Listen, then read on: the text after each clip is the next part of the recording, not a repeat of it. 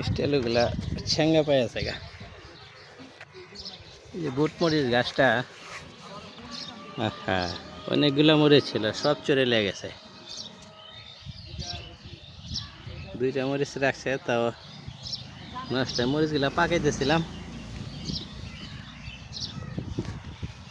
বিচি করে অনেকগুলো চারা তৈরি করা যায়, মানুষের দেওয়া যায়। সবগুলা মরিচ নিয়ে আসছে তৈরি করে।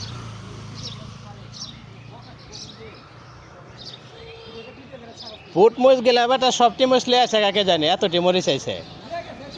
হ্যাঁ আঙ্গবাড়ি মাইছে তো বেটা, যে জাল এটা তো কে খাই পারবো না।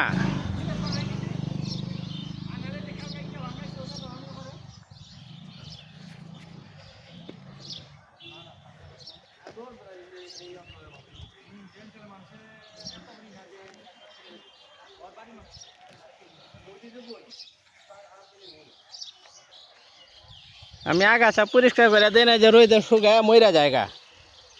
আগাছা গেলে থাক সাথে, মরিচ গেলে ফুটে রয়েছে, পাকা লাগছে না, আধা পাকা দেখা যায়।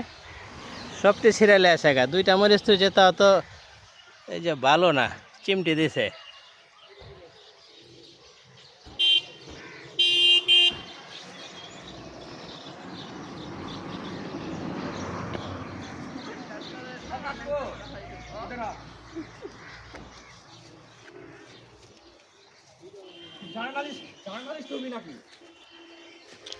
জার্নালিস্ট বেটা, আমরা কৃষি ট্রেনিং করা লোক না বোধহয়।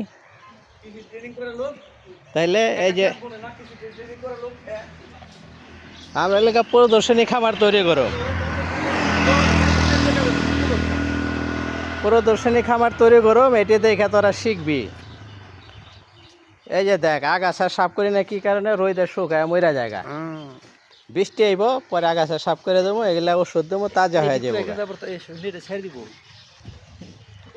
এই দেখ এই যে পুঁই গাছ গেলে মজা হালাইছে। এই যে দইনা পাতা গাছটা রহাইছে, যে বিচি হইতেছে পাকবো, ইটা ফালাইয়া আমার দইনা পাতা গাছটা মজা হালাইছে।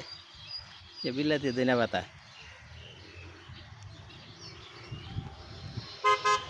কি করো মহানে, কলটা ঠিক করছে ওই দিনকা, পানি জায়গা খুইলা আবার দিলাম।